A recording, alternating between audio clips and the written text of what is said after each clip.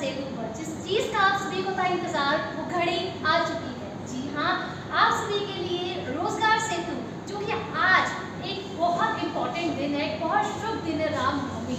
और आप सभी को पता है यहाँ पे सभी टॉप टीचर आप लोगों के लिए है, सभी एक्सपर्ट फैकल्टीज आप सभी को यहाँ पर मिलने वाले हैं। और क्यों मिलने वाले हैं ये भी आप सभी को मालूम होना चाहिए। जैसे कि आप सभी देख रहे हैं, सरकारी नौकरी आज हर एक स्टूडेंट का सपना जो है वो बन चुका है कि हाँ भाई मेरे पास भी वर्दी हो, मेरे पास भी यूनिफॉर्म हो और मेरे पास भी अच्छा होता हो।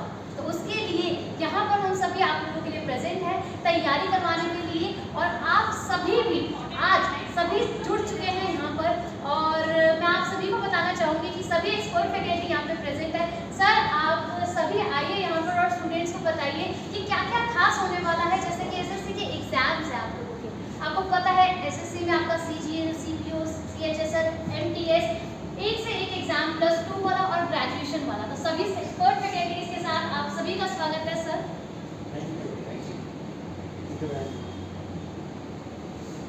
तो सर आप मैं बुलाऊंगी सर को, क्या क्या सर को, सर आइए आप सभी स्टूडेंट्स को इंट्रोड्यूस करवाएं कि हम क्या क्या प्रोग्राम लेकर आ रहे हैं, क्या स्टूडेंट्स के लिए बेस्ट रहने वाला है, क्या स्ट्रैटेजी के साथ हम लोग चीज़ों को फॉलो करने वाले हैं। Thank you.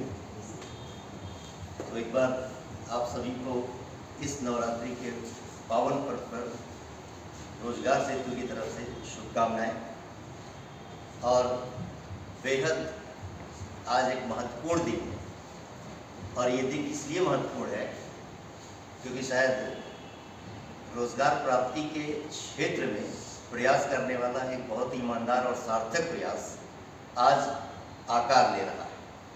और निश्चित तौर पर ये बात कहते हुए मुझे बेहद हर्ष, बहुत खुशी महसूस हो रही है, गर्व महसूस हो रहा है कि इस रोजगार सेतु के अंतर्गत जो लोग मौजूद हैं, मैं भी एक एक करके आपको उनका परिचय दूंगा कि वे सारे स्तंभ, वे सारे जो बच्चों के उस भविष्य को निखारने के लिए अलग अलग जगह पर कार्य कर रहे थे, आज एक प्लेटफॉर्म पर यहाँ पर मौजूद है। तो सर आप सब लोगों का इस मामले में शुक्रिया।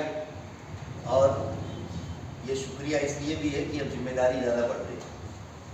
सबसे पहले मैं आपको इस पूरे प्रोग्राम के तहत क्या होने वाला है उस पर जाने से पहले ये चीज़ का अवगत कराऊं कि आखिर रोजगार सेतु किस लिए बना। इस रोजगार सेतु के संदर्भ में जो कम से कम ये उद्देश्य स्पष्ट होना चाहिए, हर एक चीज़ का कोई न कोई महती उद्देश्य होता है। और अगर उद्देश्य स्पष्ट है तो कार्य करने में कभी भी कितनी भी विघ्न और बाधा पड़े, कार्य कभी रुकेगा। तो रोजगार सेतु जिस लिए आया और उसमें संस्कृति की अपनी क्या भूमिका है, और ये विशेष रूप से जो हम कहने के लिए एग्ज़ाम के लिए कह रहे हैं वनडे एग्ज़ाम, लेकिन जिसका अब स्तर वो किसी भी स्तर पर और गुणात्मक स्तर पर, कंसेप्चुअल लेवल पर, वह सिविल सर्विसेज से भी अब कम नहीं रहा है। तो इस उद्देश्य के लिए कि जो बच्चे तैयारी कर रहे हैं उन्हें एक सही प्लेटफॉर्म मिल सके। सबसे बड़ी बात कि अभी तक आप लोग जगह जगह जो मैथ्स है, इंग्लिश है, रीजनिंग है, कंप्यूटर साइंस है, ये सारे विषयों को लेकर अलग अलग अध्ययन करते थे।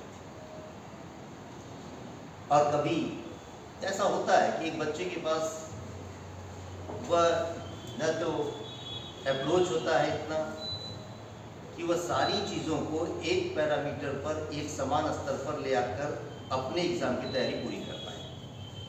तो कभी उसका मैथ्स में बेहतर परफॉर्मेंस, लेकिन इंग्लिश वीक, कभी इंग्लिश के लेवल पर बेहतर है तो कभी रीजनिंग वीक, रीजनिंग और अगर इंग्लिश ठीक हो गया है, मैथ्स कमज़ोर पड़ गया।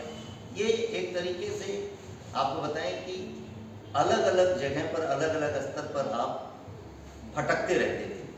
सीधे शब्दों में कहूँ, और उससे आपकी ऊर्जा, आपका जो समय, वो दोनों ही इनफैक्ट व्यर्थ होता था। आपका नॉलेज उस विषय में तो आ गया, लेकिन जिस कार्य के लिए आप ज्ञान अर्जित कर रहे थे, शिक्षा ले रहे थे, अगर वह सफल नहीं हुआ तो जाहिर सी बात है वो व्यर्थ है।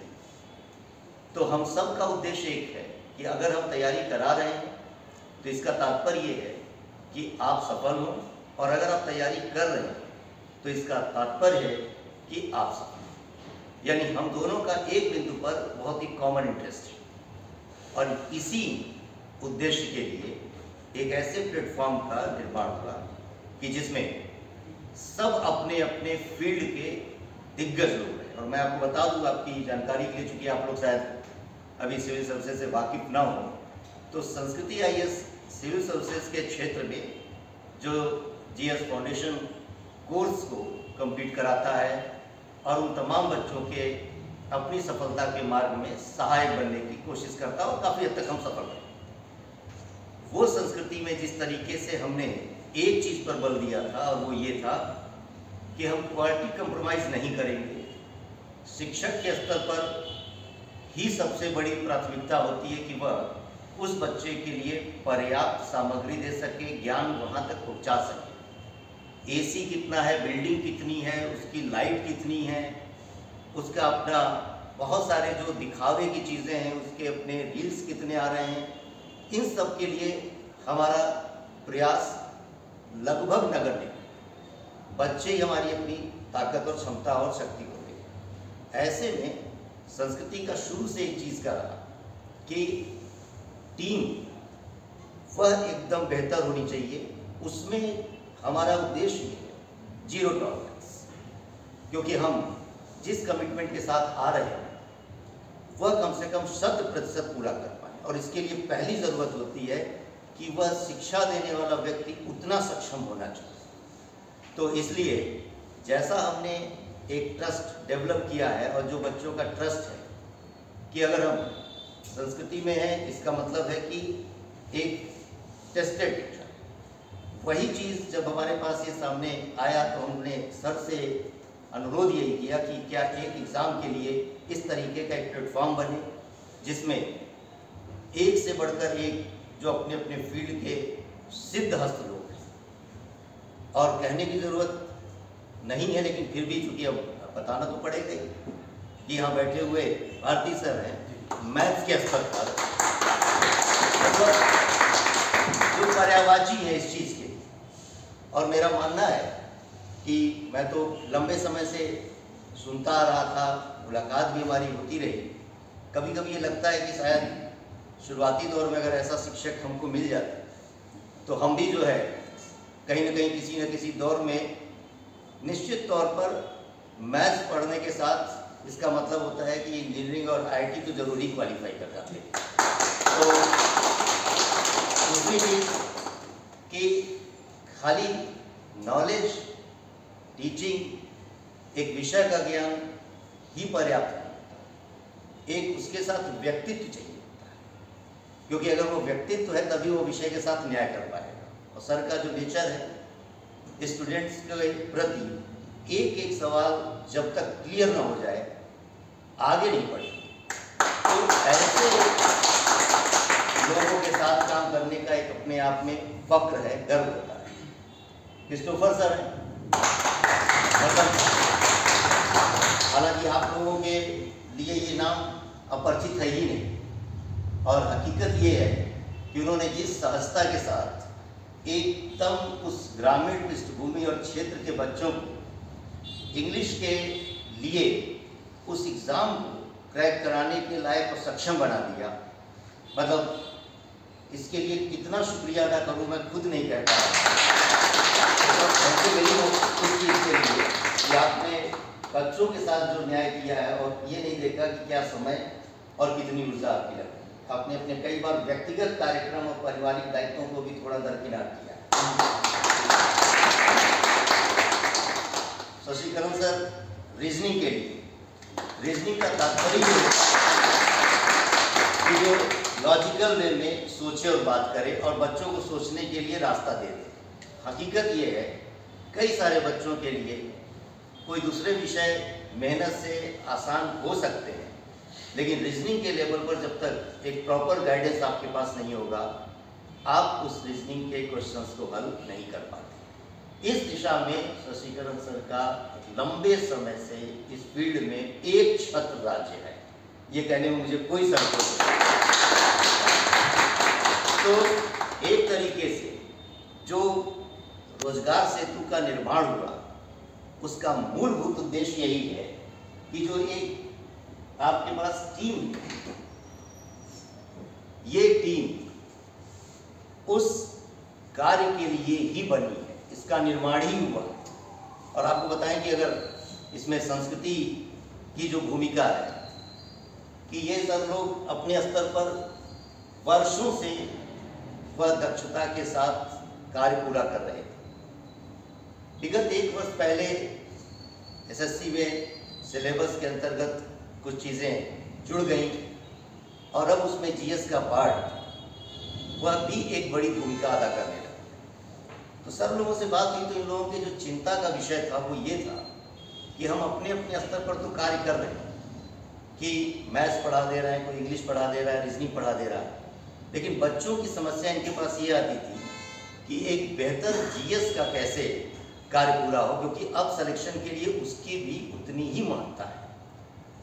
तो यही वजह है कि जब ऐसी बातें आने लगी तो तमाम लोगों ने, बहुत सारी बातें होती हैं कि आप लोग सिविल सर्विसेज का क्लास करा रहे हैं, एसएससी। हमारे लिए सिविल सर्विसेज और एसएससी का मतलब ये नहीं है, हमें केवल एक चीज़ से मतलब है, एक विद्यार्थी जो तैयारी कर रहा है उसको वह चीज़ मिलनी चाहिए, क्योंकि वह अपने सपनों को साकार करने के लिए आ रहा है। और आपको बताएं कि केवल आप तैयारी नहीं करते, अभी यूपीएससी का रिजल्ट आया है, इसका आपको बताऊं कि एक बच्ची की आंखों में आंसू इस आधार पर थे, खुशी के लिए सिलेक्शन हुआ। उसका कहना था, सर समझ रहे हैं कि अगर मैं अपने गांव से आई और अगर मैं सफल नहीं होती तो मैं उन हजारों बच्चों का आगे बढ़ने का रास्ता सोचती थी। तो आप लोग जो तैयारी कर रहे हैं, अगर हकीकत ये है कि आप सफल नहीं हुए तो जो बच्चा आपको फॉलो कर रहा है उसका अरमान खत्म होता है, उसका स्वप्न टूटता है। तो आप केवल अपने सपने को साकार नहीं कर रहे, बल्कि आप उस पूरे गांव के, उस पूरे क्षेत्र के सपने को भी बुन रहे होते हैं। और यही वजह है कि रोजगार सेतु का निर्माण करके आत्मिक खुशी और शांति मिल रही है कि हमने अपना एक दायित्व इस मामले में पूरा किया और एक साथ इतने महारथी, मतलब ये अगर मैं कल्पना में नहीं हकीकत में अगर कह रहा हूँ तो मैं कई बार छू कर देखना चाहता हूँ कि सर लोग ही हैं यहाँ पर बैठे हुए या कोई इनकी जो है मतलब मूर्ति बनी हुई है। नहीं, आखिर मूर्ति तो मैं ही हूँ वैसे, लेकिन ये है कि एक बहुत अच्छे उद्देश्य के साथ इस टीम का गठन हुआ है। और मैं आपको विश्वास दिलाता हूँ कि जो आपने लक्ष्य सोचा है, जितने समय के अंतर्गत सोचा, अभी सर लोग सारे चीज़ को बताएंगे कि क्या उसमें हम प्रोग्राम लेकर आ रहे हैं। इतना मैं आपको आश्वस्त कर देता हूँ कि संस्कृति का तात्पर्य यही होता है, समूह को साथ लेकर चलना। और उस समूह के अंतर्गत एक संस्कृति एक राष्ट्र की होती है, एक व्यक्ति की होती है।